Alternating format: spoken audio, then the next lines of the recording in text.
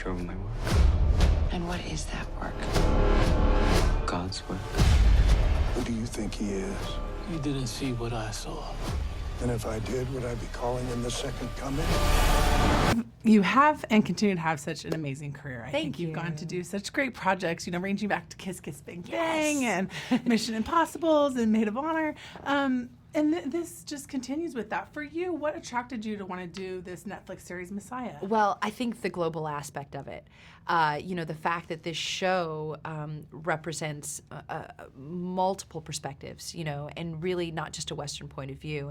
And specifically, you know, the fact that Netflix is in 190 countries, that this was the perfect home for it.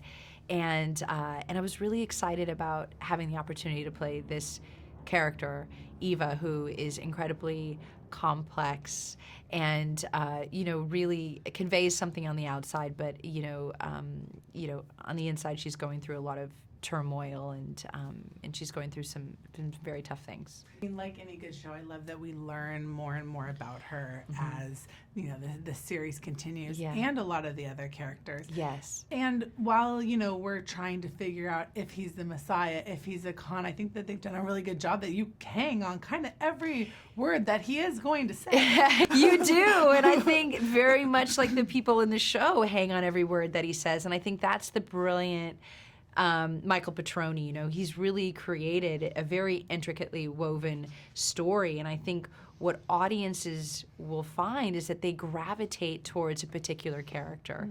You know, all the characters are searching, you know, as we all are in life, whether it's for salvation or actual physical freedom or health or the truth, very much like Eva is.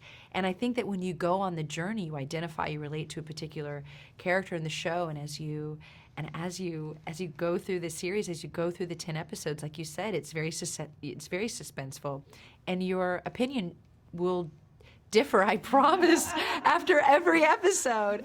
And that's why I encourage people to watch it with other people as well. It's not like a singular viewing experience. I highly encourage people to watch it with their husband or their moms and dads or whatever, because their takeaway will be different depending on what your own personal belief system is. So many things that it provides for you to think about too. Idea of that we all worship something. Yes. It's just, what are you worshiping? What are you worshiping? A career, money, or family. What do you put as that top priority? Yes. For you, were there, you know, nuggets that kind of made you go home and think about choices you were making? For sure, for sure. You know, I think that's the great thing. You know, my husband and I, you know, we sat down after we finished watching the finale, and we were still talking about it a week later. I'm like, it's really stuck with me. You know, it's confronting, and I think that's what it should be.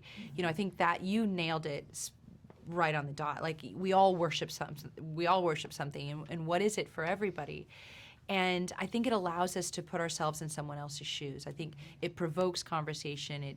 It forces us to say, oh, wow, this is how this person halfway across the world is experiencing this event, an event that I was not privy to whatsoever. And so I hope that it breeds conversation and compassion. And, you know, I like this conversation that we're having just now. And what is it that you worship? Sometimes I worship my job maybe a little too much. you know, it's sometimes I worship my family. Sometimes I maybe worship one kid over the other a little too much. You know, it's depending on the day. You know, but I think the idea that you can have like a very meaningful conversation about it afterwards is what's so valuable about this show. Nice.